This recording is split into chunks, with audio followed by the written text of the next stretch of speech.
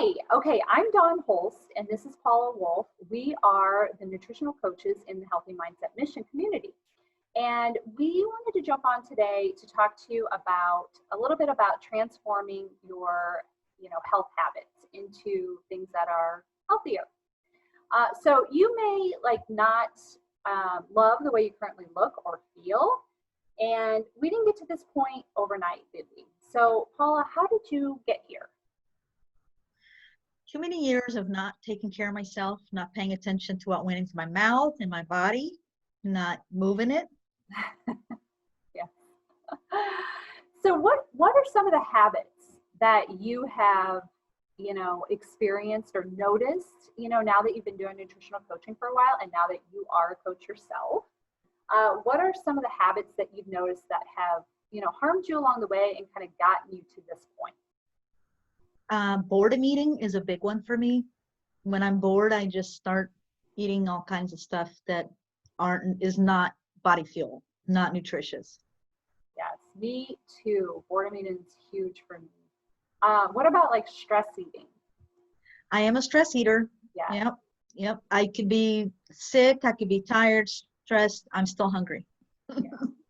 So what's kind of some of the experiences you've had with around stress eating, or what are some of the behaviors that you've noticed? So I'll just eat and then I'll feel terrible about it, Kind of like the self-hate thing after you do something. Why did I do it? How did we get here? Right? But that donut was so good. When you look at the bottom of the bag, how did this happen? So, interestingly enough, for me, I am not a huge stress eater or a huge emotional eater. I am a big time boredom eater. Like if I'm, and I think this is because I keep myself busy all the time. And like the minute I slow down, I'm like, what should I do? Well, I'm going to eat. I'm going to watch TV. I'm going to eat. For me, they go hand in hand. But I am not a big stress eater. So for me, stress actually makes me not eat, which some people think, yay, you're not eating your calories, so you must be losing weight because you're stressed out. No. So that can be just as harmful for you as the person who turns to food when they're in times of stress. And the reason why is because, when things were really stressful for me, I would almost starve myself all day. Like I would literally go, till like 2, 3 o'clock in the afternoon before I would put any food in my mouth. And the problem with that is when the stressful situation is over, just eat like a lot. You can't stop eating, and it's a compounded effect. And you turn to, of course, you're starving because when you deprive yourself of foods, calories, carbs, if you're doing like low carb or keto, or if you're doing fasting, or if you're fasting because you're stressed, like me, and you're depriving yourself, then your body is going to crave, the thing that it really needs. Our bodies need carbs. Our brain needs carbs. It's fuel for our brain. It's fuel for our central nervous system. And, it gives us energy. So when we are not getting enough of it, we're going to crave it. And when you do finally get out of that stressful situation, which is what would happen to me, I would just, eat everything that was sugary, junk food. I didn't turn to carrot sticks and chicken breast, right? So that's why, not eating when you're stressed or, not eating when you have emotional problems is just as harmful as overeating. So I, throughout my nutritional coaching, my certifications and everything, I kind of learned how to solve this problem. So can you guess, Paula, how I learned how to solve this problem? Stabilizing your blood sugar? Yes. So, by getting my nutrition plan figured out, that was kind of step number one, because we have physical cravings and then we have psychological cravings. And our physical cravings is, you really can't do anything about that. Like you could push it off for a little while, but eventually it will overcome you and you will have to succumb to it. So I had to figure out the physical part, and that was getting my nutrition plan right. I used to be a low carber, a keto dieter. And so when I, finally realized how much that was hurting me instead of helping me, and I started letting carbs back into my life, it's been much, much better. So yes, first you have to get, your physical cravings under control. And you do that with picking a nutrition plan that makes sense for you. And then the second thing you can do is start to just really tackle those psychological cravings, those reasons why you're turning to food when you're not really hungry. So what we're going to do, like part of what we do in nutritional coaching is we help clients figure out how to address the habits that are harming them. And a lot of times our clients don't even know that those habits are harming them. They don't realize it. And so that's kind of our role as well, is just helping them figure out, like, what are the triggers? What are the problems? How can we help? And that's what we do at the Healthy Mindset Mission. So we have created a program called Fit for Life. I'm super excited about it. And we're going to be launching it soon. So, stay to the end of this, and I'll just briefly talk about how you can find out more about Fit for Life. But first, let's just get into why we're here, which is to talk about stress eating. So the Healthy Mindset Mission, we have implementation packets or, questionnaires, booklets, things to help the clients and to help you work through, these self-sabotaging habits. So Paul and I are going to talk a little bit about stress and emotional eating. So there are 3 strategies we're going to start with. And the first strategy is, this one might seem a little counterproductive. Go ahead and eat. So when I first told you to do that, Paula, what did you say to me? I just always thought you avoid eating to lose weight. I know. And I think that's what, most of us do all the time, is we just kind of push it off and our willpower gets us through, but there's always going to be a breakdown of that willpower. We can't be perfect all the time. So it's more important that we figure out, how to address the emotional eating and how to fix it, because we don't want to have to always rely on our willpower. So yes, I told Paula, go ahead and eat. So what I mean by that is, use that experience as a learning experience to help you understand your triggers. And we all have different triggers. I mean, it's just like, a lot of times we're on autopilot. I don't know if you've ever gotten into a car and like your mind is just somewhere else and you're planning on going here, but you find yourself somewhere over here. Has that ever happened to you? All the time. Where am I? How did I get here? Did I run any red lights? Was I asleep? But no, it's because we're on autopilot a lot of the time. And that's the same thing with our, emotional and stress eating is, there are triggers out there that we don't even realize, but we're just on autopilot. So we just go right to the pantry, right to the refrigerator, the freezer, wherever your favorite snack food is. So let's start digging into, why it makes sense to figure out what those triggers are.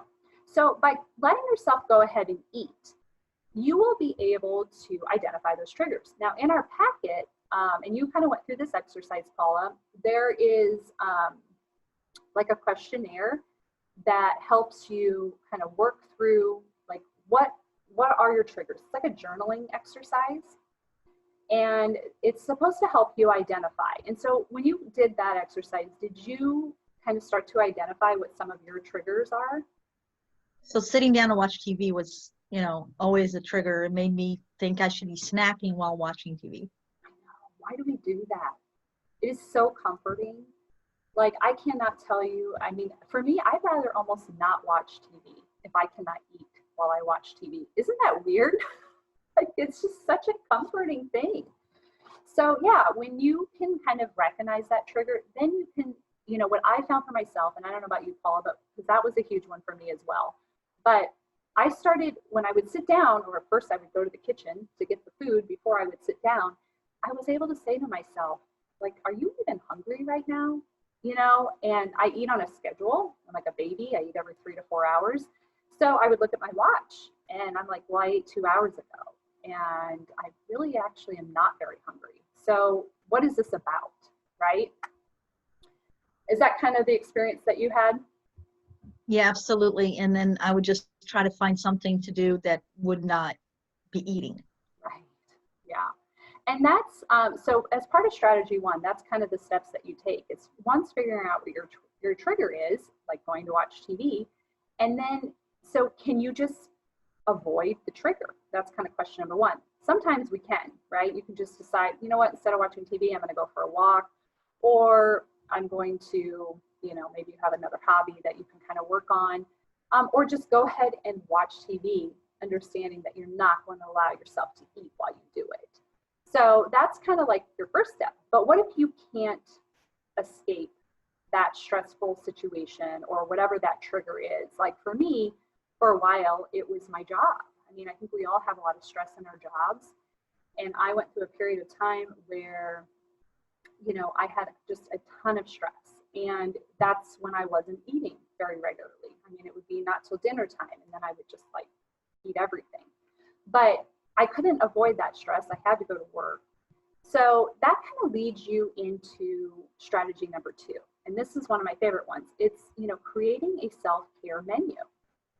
So in the implementation packet, we have lots of ideas of like self-care items that you can put on your menu. We also have some exercises to help you kind of create your own self-care list. But some of those things that are on there is like listen to your favorite song,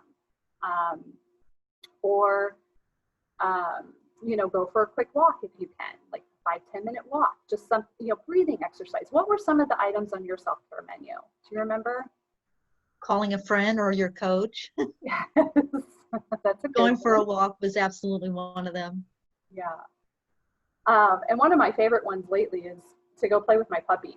So I have a new puppy, and so yeah, whenever I get off a stressful call or out of a stressful situation with work, or maybe I answer a bunch of emails, I'll just take that minute to like decompress. I want to go to the cupboard, but instead I'm going to go throw the ball with my puppy or snuggle with him or whatever for a few minutes, and then just kind of get back to work. So it's that self-care menu. So that was that's a really helpful tool that everyone should have. And it doesn't have to be something that takes 20-30 minutes. You don't have to spend a lot of money on it. I mean, there are some really great ideas in the packet. And then also, like I said, there's some exercises to help you find, good self-care tips for yourself. So that leads us to strategy number 3, which this one's, just kind of taking, like agreeing and understanding that sometimes you just need to take, a self-compassionate approach to the situation. And what do I mean by that? Is eliminating that negative self-talk. So Paula, when you would succumb to your stress eating or your emotional eating or your boredom eating, I mean, what's typically the thoughts that you would have? So, you always have that you failed at this thought because you think I gave in to the food and now I'm going to gain weight, or, I just couldn't make it through my yet another diet. Mm-hmm. Yeah. And a lot of times that negativeness, it just kind of like is a domino effect, so at first it starts with I'm a loser, or I just couldn't do it. I couldn't stick with it. I don't have any willpower. What's wrong with me? And then it goes, even further than that. And we can get really negative, especially as women. We can get really negative on ourselves. And it's just, we have to stop doing that. We have to be our own biggest cheerleaders, So what we can do instead is like recognize the fact that we're just going to give in and it's going to be okay, and it's not like a pass to like give in all the time or always, or to give up. But it's just like recognizing the fact that, I'm going to go ahead and make the decision to have the cupcake or the brownie or whatever it is. And I'm not going to be mad at myself because of it. And I'm going to recognize that the situation that I'm in right now, whatever it might be, is very stressful. I'm doing my very best. And then just kind of taking that community approach as well. Like, there are a lot of people that are going through the stress, like especially right now, with the whole COVID-19 and, people having to deal with quarantine and things like that. We just have to be a little kinder to ourselves and recognize the fact that we're all in this together and you're not the only one struggling. And, that there are a lot of people trying to deal with a lot of stressful situations right now. So just recognizing it, accepting it, and then letting it go and not letting it ruin your night not letting it ruin your next meal, you know, not letting it be an excuse or a reason for you to quit. And I think you had a recent situation, I think maybe even last Saturday, where you kind of succumbed to, you know, the emotional eating or the stressful eating at that time. So there was a donut incident. Right, the donut incident of maybe one or Two. two. And you know, even as a coach, you realize that you're going to make mistakes and you're going to, you know, fall down, and you just have to remember to pick yourself back up again and you know, try again. Don't give up. Yes, yes. And recognize the fact that you've been in a lot of stressful situations that you did not have the donut. You know, that you found the outlet, you found the way to get through it. And what I love about that experience that you had is that we talked later about it. And, you know, I asked you how, you know, I think this was like late in the day or late in the evening. So this was maybe your last, you know, meal for the day. But that you didn't let it affect your tomorrow. Like it wasn't a, oh, I messed up and I'm horrible and I just can't do it, you know, domino effect. That it was just, it happened and I'm going to move on. You get back on and get going again. So I think that that's what's super important is just giving yourself a little bit of, you know, give yourself a break. Don't be so hard on yourself. And that it's going to be fine. You know, it was one meal out of, you know, 5 or 6 meals that day. You've got so many more options or opportunities to get it right, right? Absolutely. So I think that's kind of it. I think what the last thing I kind of wanted to close with is just talking a little bit about how, you know, this packet has kind of helped you with making better decisions with your stress or your emotional eating. We kind of touched on that, but if you have any kind of closing comments about that. So it just, you know, the 3 strategies can take you through all kinds of stressful or boredom, or, you know, any of those, you know, emotions and situations. And it's just so important to realize that you can just, you know, keep trying, pick yourself back up and try again. And the packet was just really helpful. Yeah, yeah. And for me too, you know, I think like prior to doing the coaching and kind of diving into the psychology behind, you know, coaching and helping people with their nutrition, I would not have recognized, you know, my boredom eating for what it was. And I don't think I would have tackled it the way that I do now because I still, you know, watch TV. I just tell myself I'm not going to let myself eat while I watch TV. So if I'm hungry, I'm going to go ahead and eat before I turn on the TV.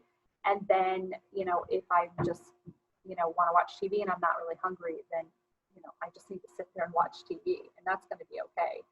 And for the stressful eating part, you know, one really helpful thing for me, because my problem is I don't eat when I'm stressed.